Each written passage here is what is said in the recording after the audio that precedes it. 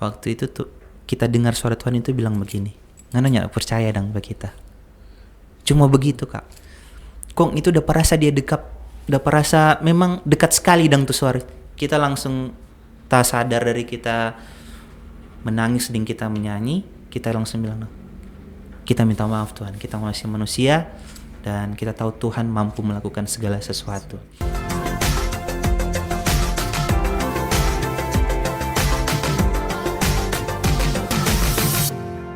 Pondok Cerita. Shalom sahabat cerita dimanapun Anda berada, senang sekali saya Gary boleh kembali hadir di hadapan Anda. Dan kali ini kita kehadiran seorang narasumber yang begitu istimewa, seorang profesional, ya seorang dokter yang mengalami sesuatu yang luar biasa dengan Tuhan. Mari kita sambut bersama-sama Dr. Catra Lengke. Halo, selamat buku dapat dokter. Nah, peribahasa berkata tidak dikenal tidak disayang. Nah, sebelumnya saya ingin bertanya dulu latar belakang dari seorang dokter Catra itu seperti apa? Iya. Perkenalkan, nama saya Catra. Saya seorang dokter gigi. Oke. Lulusan Universitas Samratulangi Manado. Oke, nah sudah berkeluarga? Saat ini belum. Sudah belum berkeluarga? Belum. Oh, oke. Saya kira sudah berkeluarga ya. Oke, sebelum saya bertanya lebih lanjut, saya ingin tanyakan kesibukannya dokter dulu akhir-akhir ini. Apakah praktik atau bagaimana? Ya, kesibukan sehari-hari berpraktik di salah satu klinik di Kota Bitung, Klinik Rilan. Klinik Rilan ya. Lokasinya di mana dokter kalau boleh Di tahu? Giper, Jalan SH Sarundayang. Jalan SH Sarundayang. Ya. Wah, oke, luar biasa. Berarti kalau yang sahabat cerita mau periksa gigi ya ke Klinik Rilan saja. Oke, nah bagi sahabat cerita, saya juga mengenal dokter ini lumayan dekat ya, karena kita satu alma mater ya, satu lulusan di SMA. Nah, dokter, yang ingin saya tanyakan, kenapa sih memilih pekerjaan sebagai dokter? Iya. Jadi memilih pekerjaan sebagai dokter sebenarnya nggak pernah terpikirkan dari waktu SMA. Dulu karena orang tua latar belakang TNI, jadi bercita-cita untuk masuk TNI juga. Oke. Nah, waktu SMA akhirnya mendapati satu jalur untuk mengikuti tes di perguruan tinggi. Waktu itu mungkin Kak tahu juga Kang, itu di SNPTN. Oke, siap. Nah, waktu di SNPTN itu karena ajakan teman, iseng-iseng berhadiah ini ceritanya. Waktu itu diajak teman bilang karena orang ikut jalur undangan, kan itu ada kartu jalur undangan. Dia bilang jangan pilih inilah, pilih yang bergengsi begitu. Terus dia bilang pilih fakultas kedokteran. Kita bilang, nanti kalau masuk bagaimana? Kemungkinan besar kita tidak akan mampu dari segi pemikiran Kang manusia tuh kan. Iya, betul. Terus dia bilang jangan pilih kedokteran umum, pilih kedokteran gigi supaya gampang. Iya. Ternyata pas pilih, singkat cerita langsung tembus di kedokteran gigi. Justru tembus di kedokteran gigi.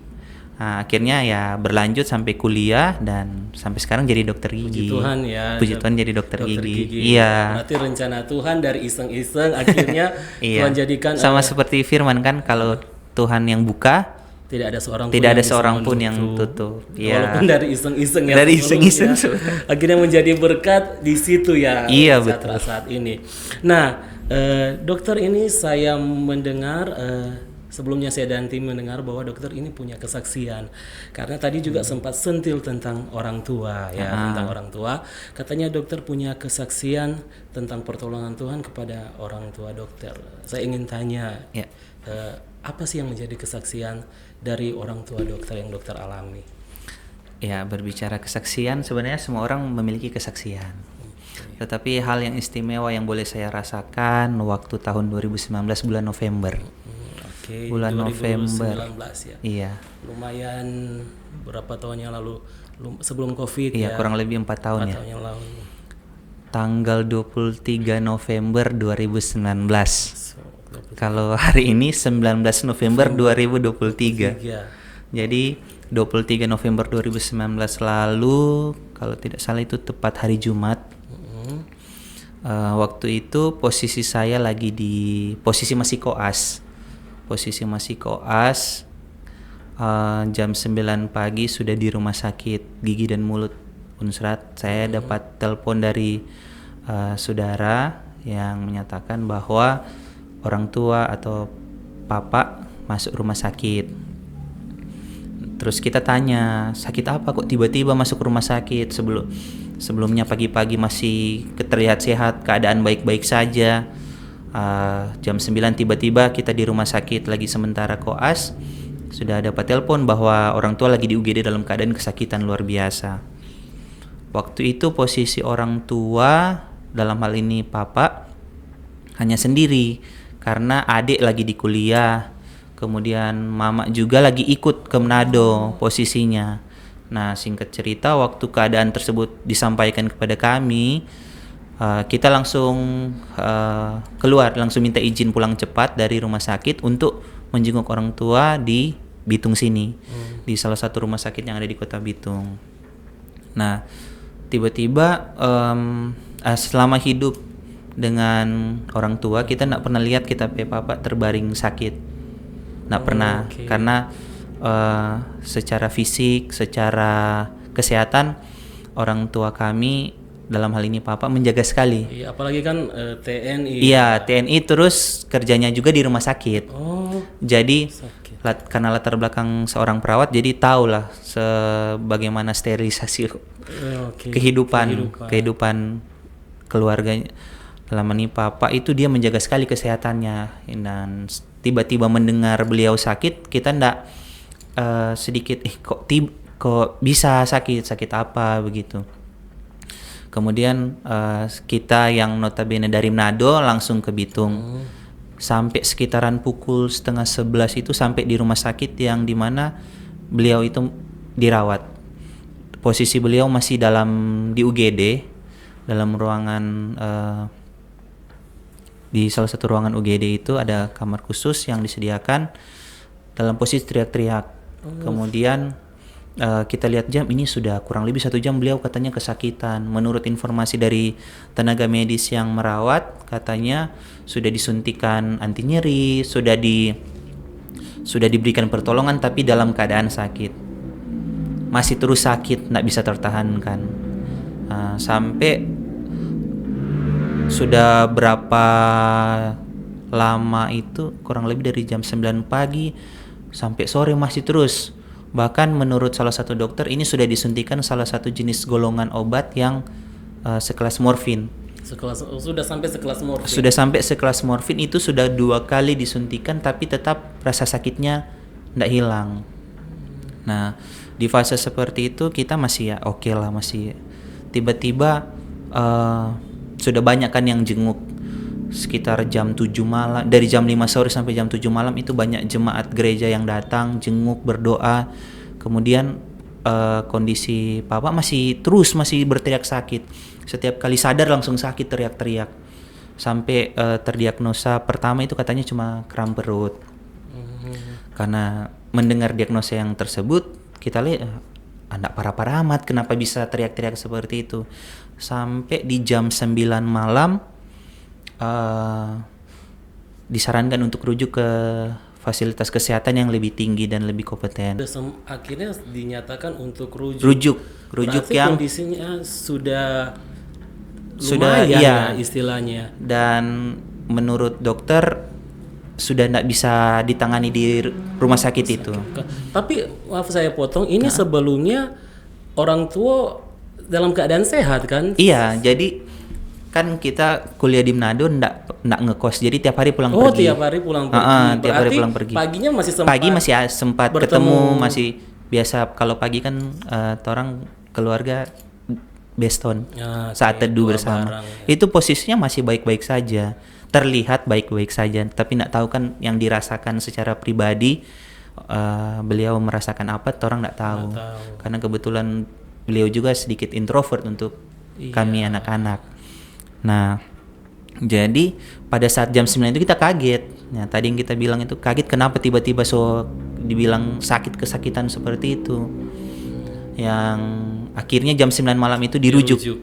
Yang notabene-nya itu kurang lebih 12 jam bertahan dalam keadaan rasa sakit yang begitu hebat. 12 jam. Jam 9 rujuk sampai ke Malalayang itu kurang lebih jam 10 kalau tidak salah, jam 10 malam. Jam 10 malam masuk ke UGD. Kemudian di UGD itu dokter langsung melakukan pemeriksaan, melakukan ronsen, pemeriksaan objektif, dan didapati hasil bahwa Papa terdiagnosa perforasi gaster atau lambungnya bocor. Lambung bocor. Oke, secara kedokteran itu seberapa parah, dokter? Kalau bahasa Manado, kalau mau dikatakan parah, kalau mungkin orang Manado tahu ini dalam bahasa mabludengnya picah. Oh, masuk picah. Kita bisa membayangkan setelah mendengar kata itu karena lebih familiar. Ya. Itu jadi kalau lumayan dalam bahasa Manado mabludeng picah tidak ada kasus yang bisa bertahan. Beberapa kasus pasti langsung meninggal. Oke. Nah, itu disebabkan kenapa? Kalau penyebab mabludeng picah untuk kondisi orang tua mungkin karena ada beberapa kondisi penyakit sistemik yang sering meminum beberapa obat. Dengan ya mungkin karena perawat tahu ini mau sakit ini minum ini gitu-gitu. Terus biasa tahan-tahan lapar. Tahan-tahan lapar juga. DP faktor-faktor yang menyebabkan itu mah bisa pecah. Itu karena terus produksi asam lambung berlebih. Intinya seperti itu. Produksi asam lambung berlebih, kemudian dinding lambungnya sudah tipis. Sehingga terjadi iritasi, kemudian bocor, pecah. Pecah seperti itu. Nah, itu terdiagnosa, tahu kabar itu sekitar jam berapa? Sekitaran jam 11 malam di rumah sakit. Jam 11 malam di rumah sakit Malalayang. Sehingga ketika diketahui terdiagnosa tersebut, dokternya langsung bilang, ini bapak sudah bertahan berapa lama? Orang bilang, ini sudah di jam 9 pagi kondisinya begini. Dia lihat-lihat jam, dia bilang, sudah 12 jam lebih ya. Kuat juga, dia bilang kuat juga ini bapak dong. Terus dia bilang, ini harus diadakan bedah segera. Kalau dalam bahasa kedokteran itu bedah cito. Nah, karena kondisi beliau, dia bilang, operasi lah. Iya, operasi segera, sesegera mungkin. Nah, dari jam 9 malam ketika mau menuju ke Manado, ini dirujuk kan? Kita saja ketika mendengar sesuatu yang katanya dirujuk ke Malalayang, pasti ini situasinya sudah tidak baik. Iya. Sampai di sana didapatkan kabar seperti itu. Nah, perasaannya bagaimana waktu dikatakan mau dirujuk, mendengar diagnosa seperti itu? Mungkin dulu waktu ketika di luar posisi itu, kita kalau dengar keluarga dirujuk pasti ketar-ketir, apalagi rujukannya sudah langsung ke Malalayang kan. Iya. Otomatis ini berat pasti. Tapi satu hal yang kita bisa rasa waktu itu, kita posisinya rasanya tenang-tenang saja. Tenang-tenang saja, nggak tahu karena kita memang betul tenang, tapi kalau saat itu sih kita rasa kita diberikan ketenangan supaya bisa berpikir dari Tuhan. Tetaplah tenang. Karena itu kan tanggal 19 November. Tanggal 1 November itu kita sempat flashback lagi ya. Tanggal 1 November itu kita pernah jam 12 malam itu kita tidur kan, malam tidur. Tiba-tiba jam 12 malam itu kita bangun, terus kita ingat tiba-tiba firman Tuhan. Aku sekali-kali tidak akan membiarkan engkau yatim piatu. Aku sendiri Tuhan alam. Terus kita langsung bangun, kita langsung doa, kita tanya. Kita berdoa, kita tanya Tuhan, kenapa kita teringat dengan ini ayat di tanggal 1 November malam itu? Kenapa kita ingat ini ayat? Nggak seperti biasanya, dan itu jelas. Biasanya kan kalau ada mimpi kayak langsung buyar. Ya. Tetapi ini jelas kita ingat sekali, dan terus setiap hari kita bertanya soal itu. Ternyata di tanggal 19 itu yang terjadi hal itu. Dan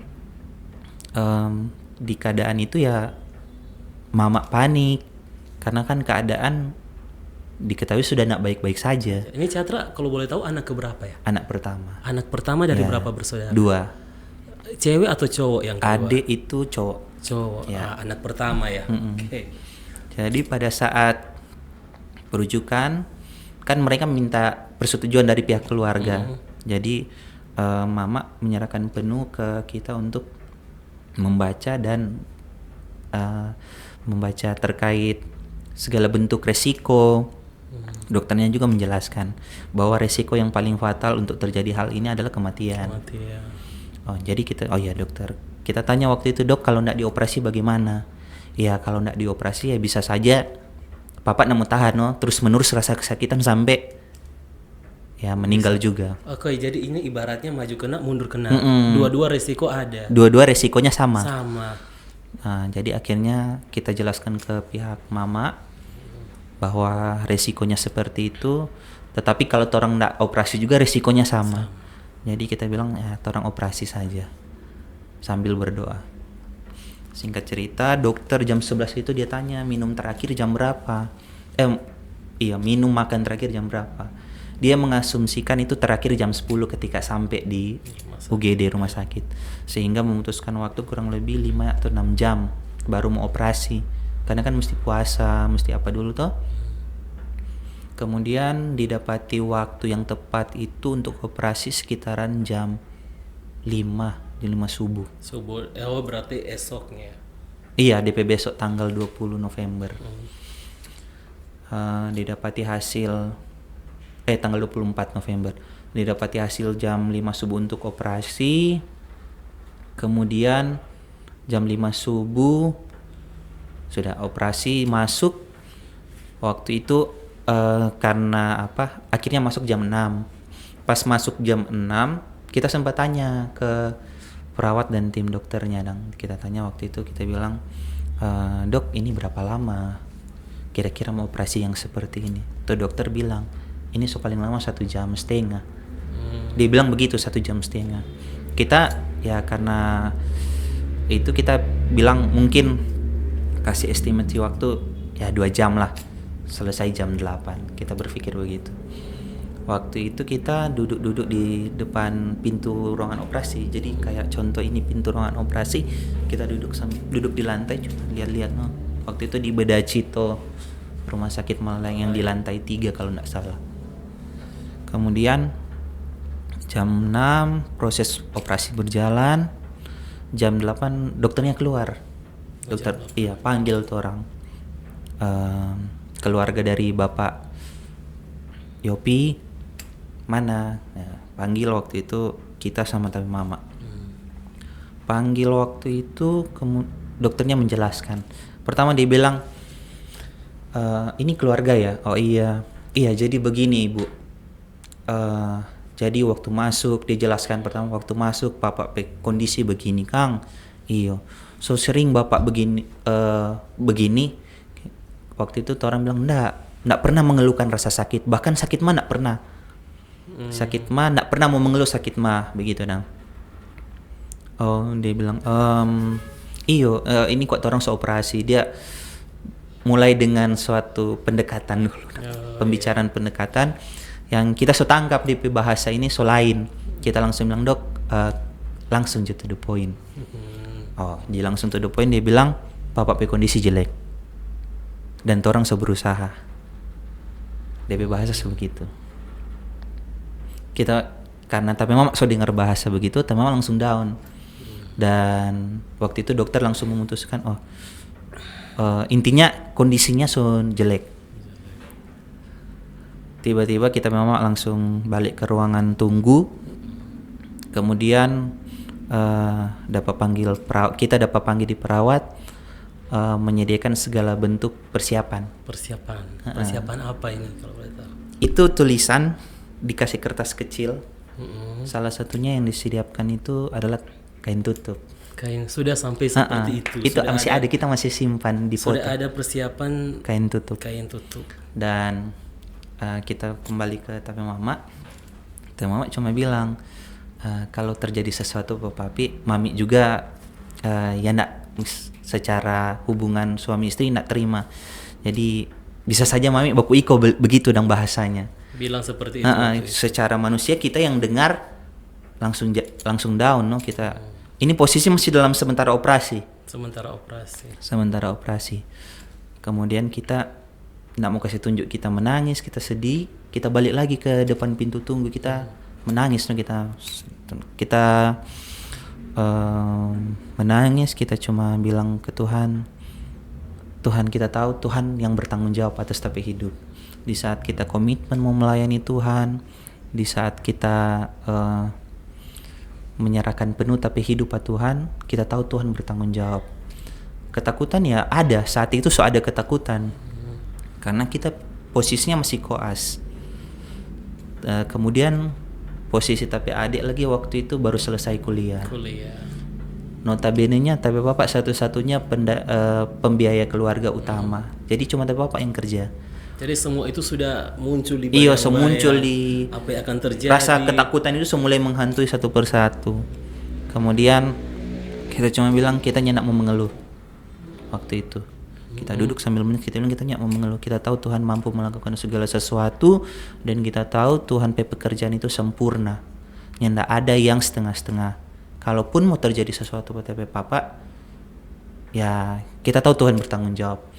Dari jam 8 sampai jam 11.25 itu kita cuma menyanyi sambil menangis.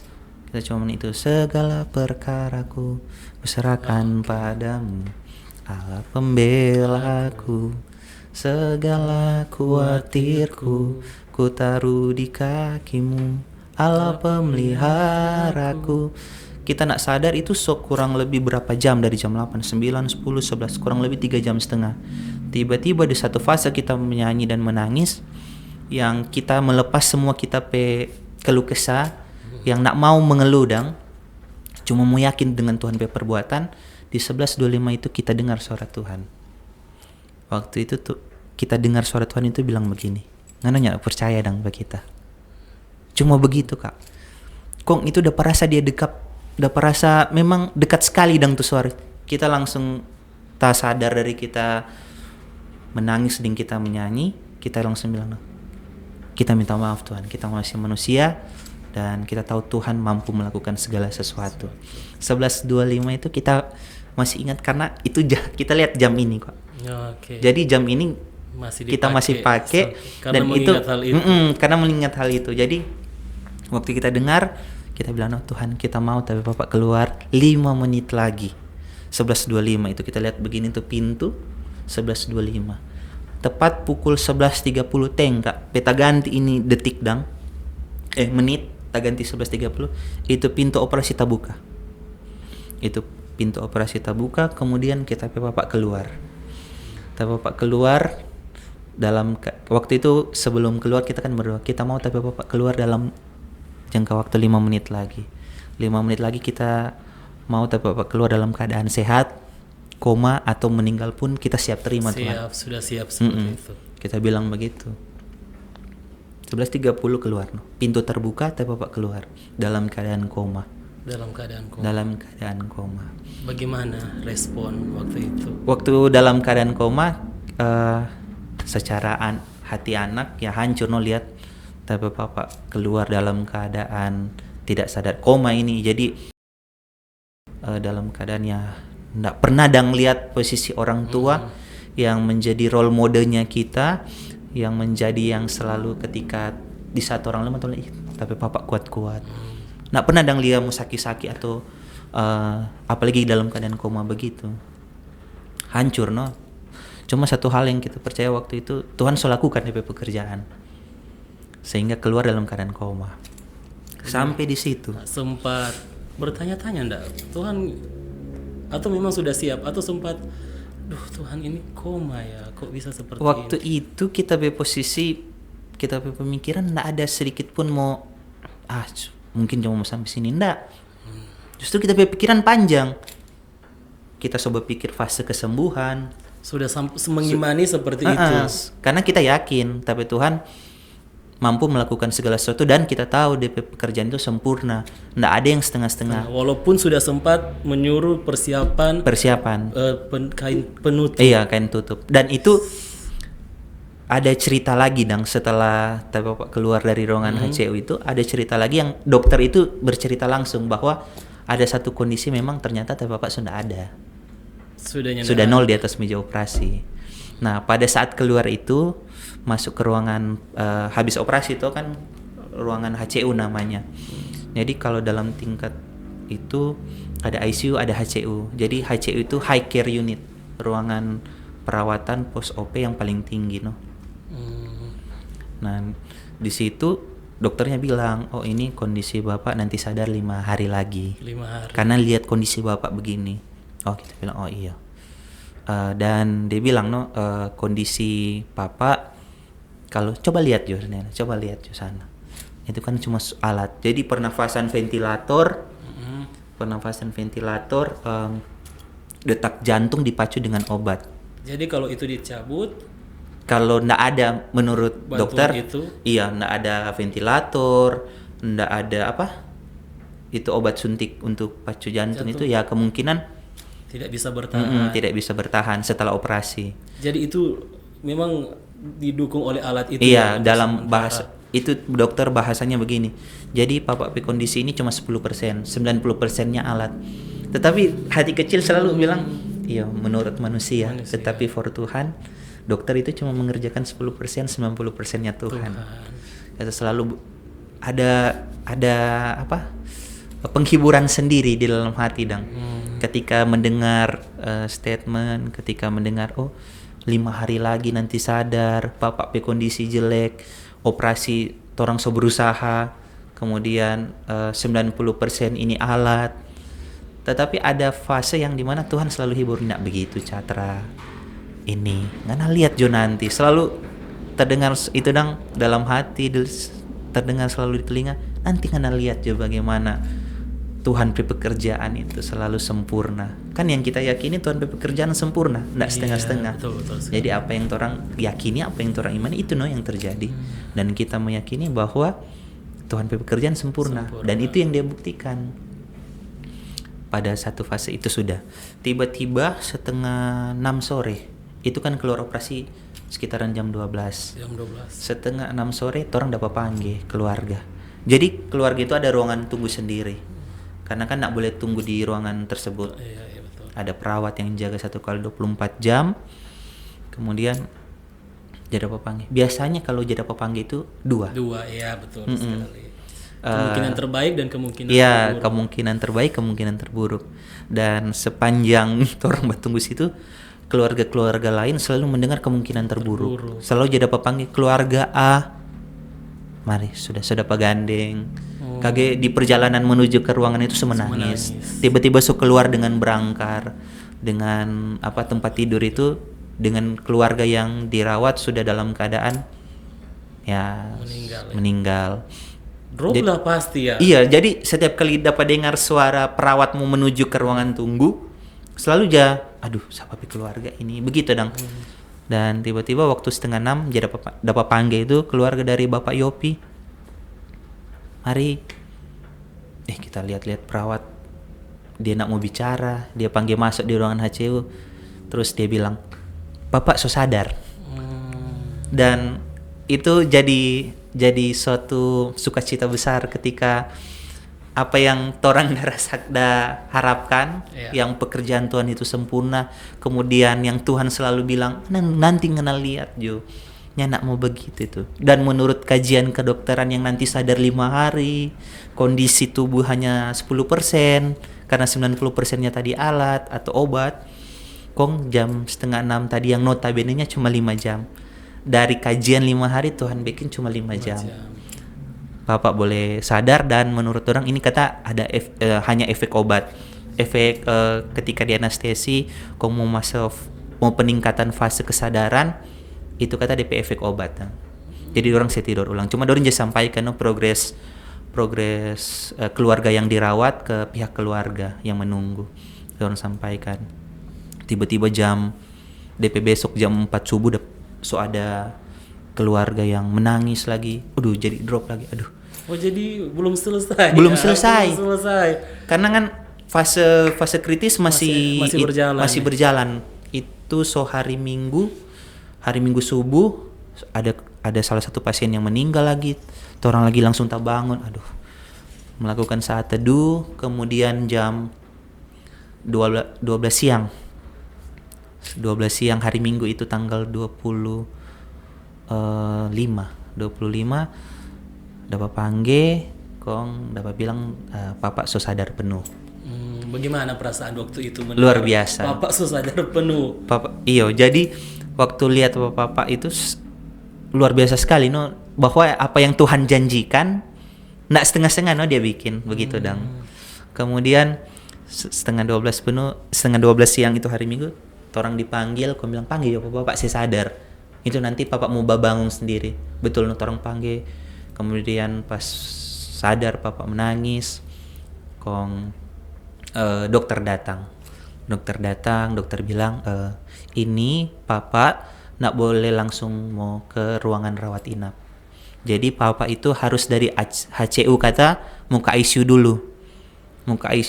Dari ICU dirasa stabil baru ke ruangan rawat inap biasa yang mungkin biasa kalau orang mau kunjungan orang sakit pada ruangan itu dang yang tempat tidur ada keluarga yang boleh berjaga di sampingnya begitu dang. Saat dokter bilang begitu tuh pas setengah 12 siang itu dokter dia revisi 12 siang hari Minggu dia bilang begitu akhirnya sudah Papa so sadar penuh dorang so saja itu cuma karena di ruangan HCU belum bisa didampingi penuh baru pihak perawat no yang dampingi pihak perawat yang dampingi. Hari Senin dokter panggil lagi keluarga kan orang so sadar Papa so sadar tuh jadi orang so tahu kalau dapat panggil pasti ada sesuatu yang contoh kayak underpad mau diganti ini so habis ya satu harus orang refill kembali. Hari Senin itu dokter panggil dia bilang ini Papa semua saya pindah ruangan nih. Oh iya dokter karena dokter sudah menjelaskan 1 hari sebelum toh iya betul Papa mau pindah ruangan. Oh iya dokter, orang dokter bilang ini mau langsung pindah dirawat inap. Oh, langsung dirawat inap. Nggak lewat di ICU lagi. Orang langsung kaget no. Orang lain justru langsung bertanya, dokter bilang sendiri kan ke ICU dulu. Ini karena kondisi operasi itu lumayan besar. Jadi Papa itu dilakukan tindakan operasi nama tindakan itu adalah laparotomi. Laparotomi itu salah satu tindakan operasi yang besar, operasi besar. Jadi waktu itu Papa dibelah dari di bawah tulang rusuk ini sampai kurang lebih 3-4 jari di bawah pusar. Wow, lumayan ya. Jadi besar. Kemudian setelah dokter bilang begitu, ini mau langsung rawat. Orang yang langsung dokter, betul ini langsung rawat. Iya, Papa punya kondisi ini bagus. Nggak perlu ke ICU lagi. Jadi langsung jadi rawat inap. Nanti kalau abis dari rawat inap 3 hari lagi boleh pulang. Itu orang langsung jangan dulu lah dok. Betul-betul pastikan dulu lukanya so kering kah atau betul-betul ndak ada apa baru boleh pulang. Nah, dokternya cuma ada berdiam ya. Akhirnya langsung masuk rawat inap. Dan orang tua sampai sekarang sudah pulih sepenuhnya. Orang tua pulih sepenuhnya. Puji luar Tuhan. Biasa sekali. Nah ini luar biasa ya dari fase yang sudah sempat meninggal di meja operasi, sempat dinyatakan meninggal di meja operasi, koma dan akhirnya proses penyembuhannya itu begitu cepat dan sempurna. Oke, Catra, apa sih yang pelajaran yang bisa Catra ambil dari semua ini? Ini kan dalam waktu yang sangat cepat. Tiba-tiba seperti bom waktu ya. Tiba-tiba seperti bom waktu yang semuanya baik-baik saja dan tiba-tiba terjadi seperti ini. Bahkan yang paling horor yang saya rasa adalah ketika diperhadapkan dengan surat pernyataan. Itu kan masih belum apa-apa tiba-tiba sudah dinyatakan dengan surat pernyataan yang harus sediakan kain penutup. Nah, hikmah apa yang bisa Catra ambil dari semua kejadian ini? Hikmahnya yang pertama itu ya kalau dia mau proses seseorang dalam hal ini kita secara pribadi terkait komitmen kemudian keluarga apakah orang tua papa atau mama kemudian orang satu keluarga diproses itu dia akan proses sempurna itu yang pertama dia proses yang memang betul-betul ya kan selalu diibaratkan kalau prosesnya Tuhan itu seperti membentuk emas dibakar dilebur sakit lah pasti tetapi DP proses itu selalu menampilkan suatu hasil yang bagus menampilkan satu kemuliaan untuk memuliakan nama Tuhan Suatu kemuliaan untuk memuliakan nama Tuhan.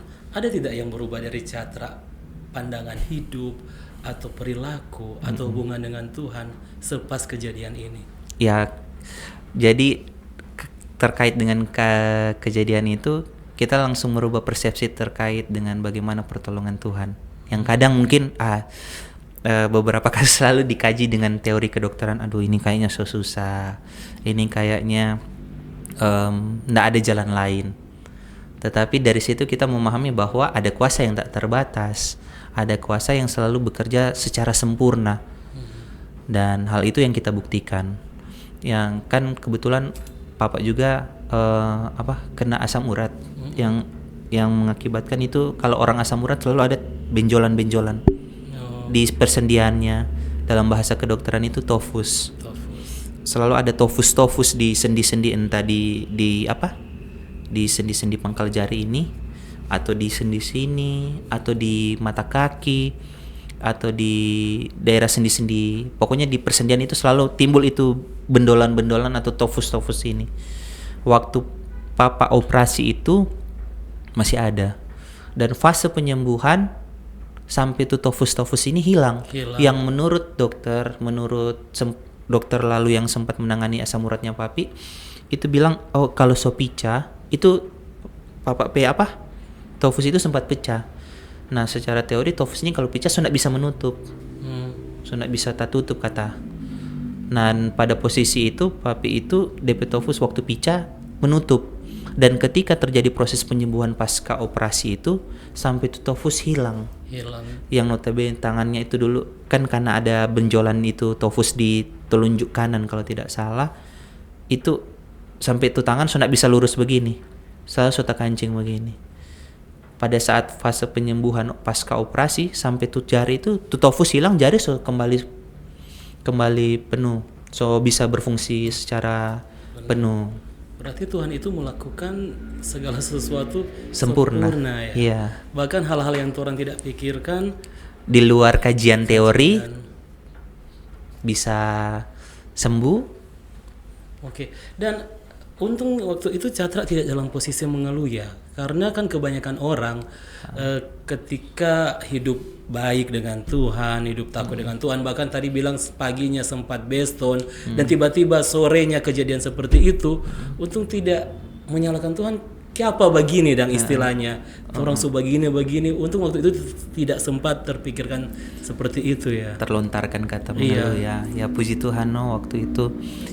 Mungkin karena sudah dipersiapkan dengan ayat yang yang tak bangun kage-kage itu Kong.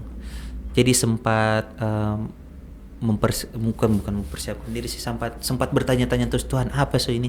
Jadi setiap ada kejadian di selama selesai tanggal 1 itu kita kayak apa so ini kejadian ini apa sih yang mau terjadi, sampai itu ayat kayak bikin kita tak ingat terus terngiang-ngiang. Berarti Tuhan itu memang mempersiapkan segala sesuatu.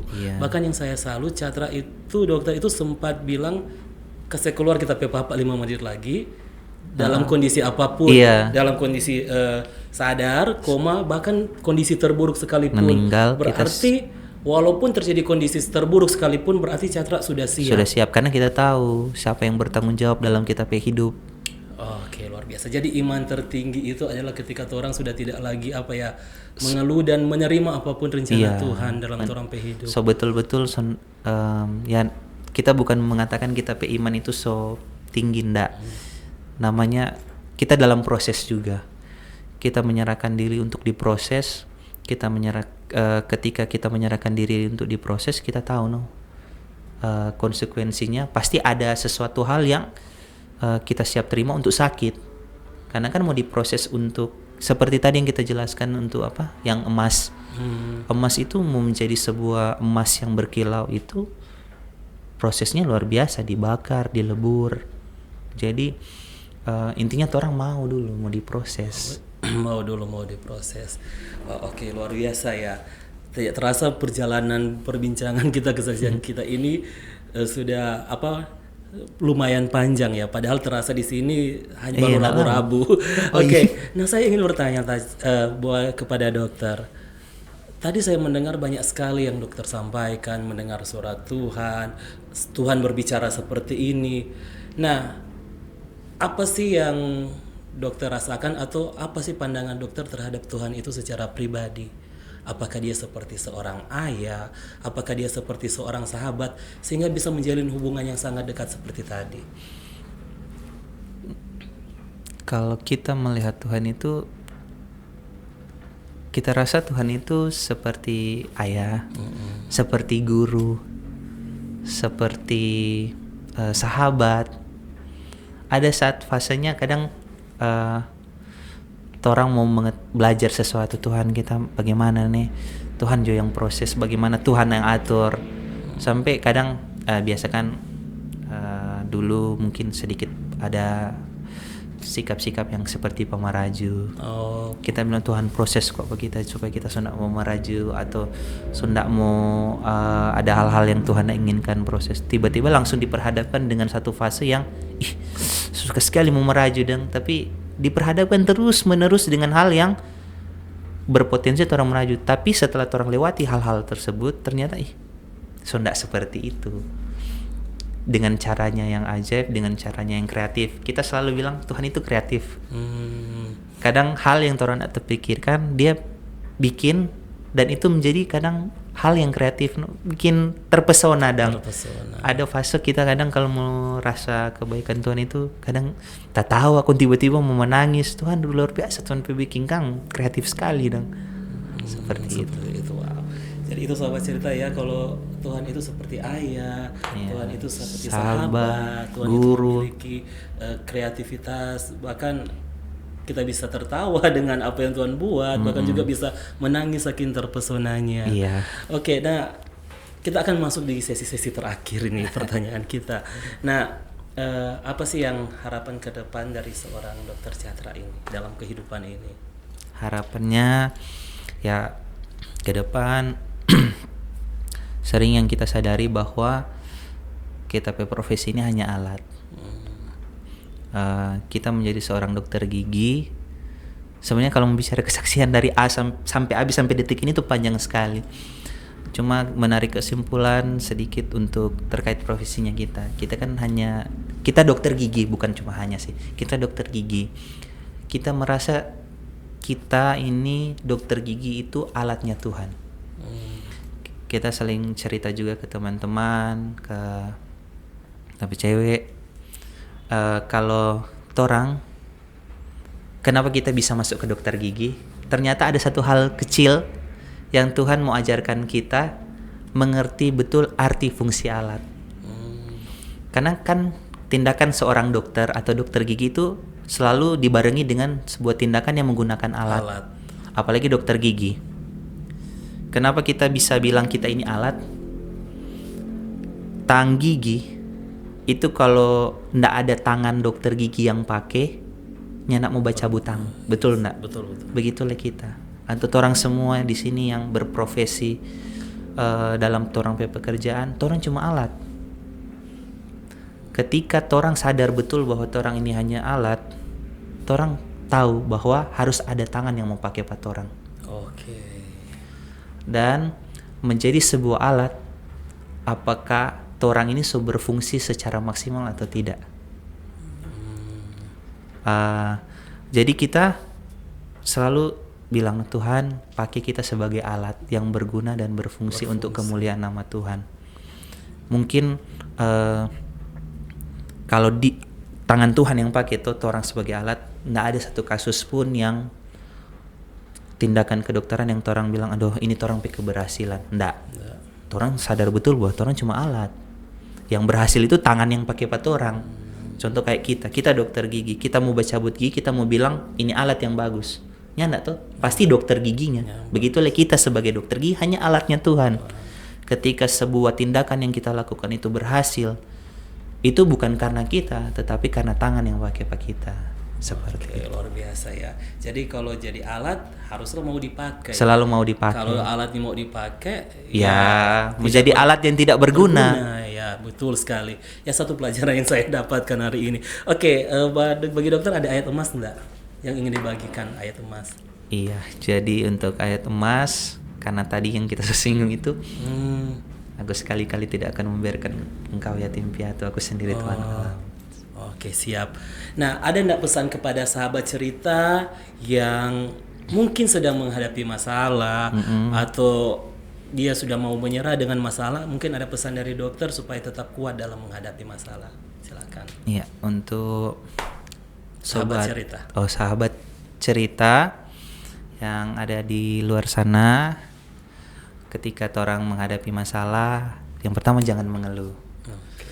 Kemudian betul-betul serahkan orang pergumulan hidup kepada tangan yang tepat. Tuhan Yesus pasti tolong dan sempurna.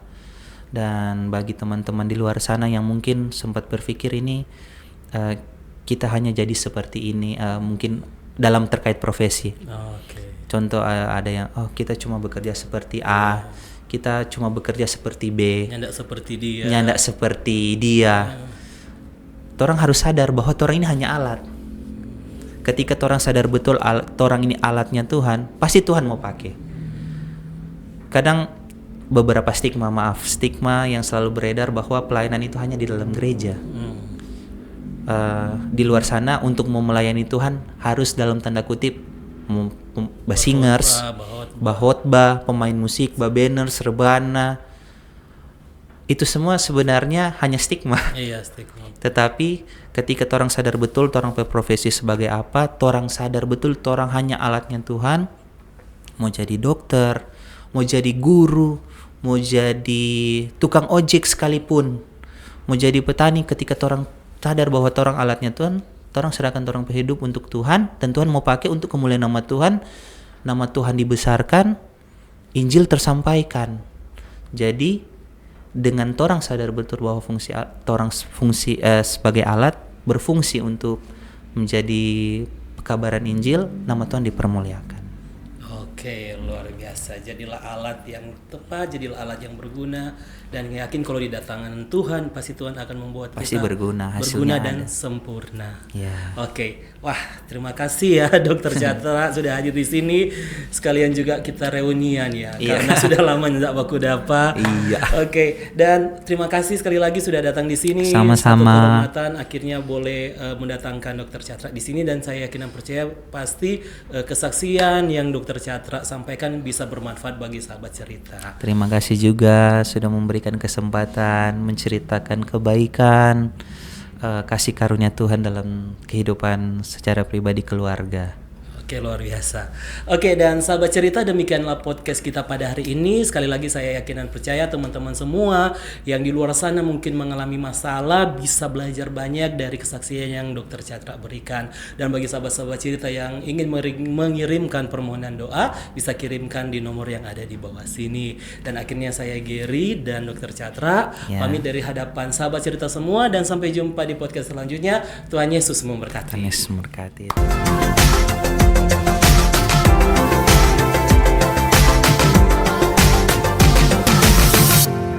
Pondok Cerita.